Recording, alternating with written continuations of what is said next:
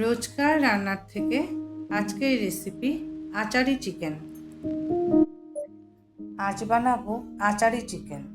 Achari chicken বানাতে আমি এখানে মাংস নিয়েছি 300 গ্রামের মতন, বোনলেস চিকেন। এটা আমি হলুদ, লবণ আর একটু লেবু দিয়ে সিদ্ধ করে নিয়েছি। তো এখানে নিয়েছি 300 গ্রাম চিকেন। এরকম দুটো বড় বড় রসুন এরকম করে ছুলে নিয়েছি, 4-5টা শুকনো লঙ্কা, একটু গোলমরিচ, আদা কুচি করে নিয়েছি, আর লাল লঙ্কার গুঁড়ো, এটা ঝাল না, লাল লঙ্কার গুঁড়ো, লেবু, ভিনেগার। আমি এখানে একটা আচারি মশলা বানিয়েছি। তো এই মশলাটার মধ্যে আমি 1.5 চামচ ধনে, 1.5 চামচ গোটা জিরা আর 3-4টা শুকনো লঙ্কা একটু খোলায় ভেজে, আর গরম মশলা, গোটা গরম মশলা, দারচিনি, 2 টুকরা এলাচ, লং আর শুকনো লঙ্কা সবগুলো একটু খোলায় ভেজে একটু দানা দানা মতন গুঁড়ো করে নিয়েছি। তো এটা হলো আচারি মশলা, এটার উপরেই মানে আচারটা বেশি বেশ করে। তো এই দিয়ে আমি আজ বানাবো আচারি চিকেন।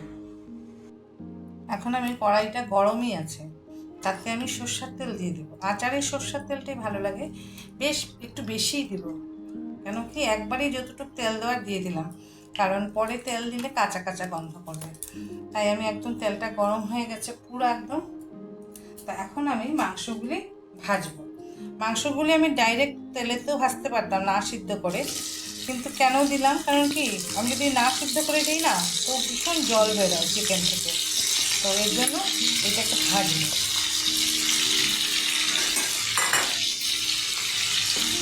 চিকেনটা একদম কড়া করে ভাজতে পারবো। তাতে আমি এখন দিয়ে দেবো শুকনো লঙ্কা, শুকনো লঙ্কাটাও দিয়ে দেবো, এর সাথে ভাজা হবে। আর রসুনটাও দিয়ে দেবো, তাহলে কিছুই কাটা কাটা থাকলে জল বেরোয় না, রসুন বলো পেঁয়াজ বলো এগুলো কাটা কাটা থাকলে জল বেরোয়, নষ্ট হয়ে যাওয়ার ভয় থাকে, তার জন্য রসুনটাও দিয়ে দিব। আর দিয়ে দেবো আদা কুচিটা, এগুলো মাংসের সাথে সিদ্ধ হয়ে যায়। লবণটা পরে দিব, একটু পরে দিব, এটা ভাজা হোক। যে মাংসটা আমাদের কড়া ভাজা হয়েছে, সঙ্গে কিন্তু যে পেঁয়াজ না, রসুন আর আদাটাও কড়া ভাজা হয়ে গেছে। এখন আমরা তাতে হিটটা কমিয়ে দিব, কমিয়ে দিয়ে একটু লবণ দিব, কারণ কি ভিনিগার করবে, লেবুর রস করবে, তো লবণটা একটু বেশিই দিলাম, 1 চামচ ভর্তি করে লবণটা দিয়ে দিলাম। লবণটাও একটু হালকা আছে একটু ভেজে নিই, কারণ কি লবণ থাকলে, লবণটা কাঁচা কাঁচা থাকলে জল বেরোয়, আর জল বেরোলে আচারটা বেশি দিন থাকে না। এমনিতে বানিয়ে রাখলে মোটামুটি 15-20 দিন আরামসে থাকে। তো এরকম করে বানিয়ে রাখলে কি হয়, আমি তো আজকে অল্প বানালাম, বেশি বানালে কি রেখে দিলে কি হয়, কখনো ধরো রান্না আজকে ভালো লাগলো না বা রুটি করলাম তরকারিটা ভালো হলো না, তখন আমরা এইটা দিয়ে একটু আচারের মতন করে খেতে পারি, বাচ্চাদেরও তো ভালো লাগে। দিয়ে দিলাম এখন কটা গোলমরিচ। এখন এই যে আচারি মশলাটা বানিয়েছিলাম, যে ধনে, জিরে আর গোটা গরম মশলা দিয়ে, এখন আমি দিয়ে দেবো সেই আচারি মশলাটা।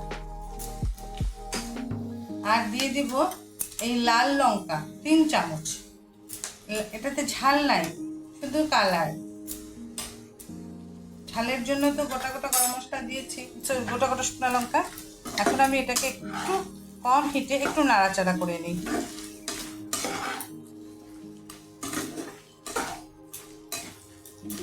বেশি ভাজলে মশলাটা পুড়ে গেলে ভালো লাগবে না, হালকা একটু করে নিলাম যাতে কাঁচা ভাবটা যায়। এখন আমি তাতে দিয়ে দিব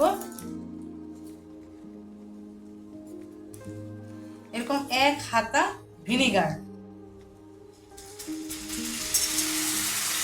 ভিনিগারটা বেশি দিলাম না, আর সঙ্গে একটু পরিমাণ লেবুর 4 ভাগের 1 ভাগ লেবু। লেবুটা দিলে গন্ধও হয় আর ভালোও লাগে। বেশি ভিনিগার দিলে না মাংসটা হার্ড হয়ে যায়, মানে শক্ত শক্ত টান টান হয়ে যায়।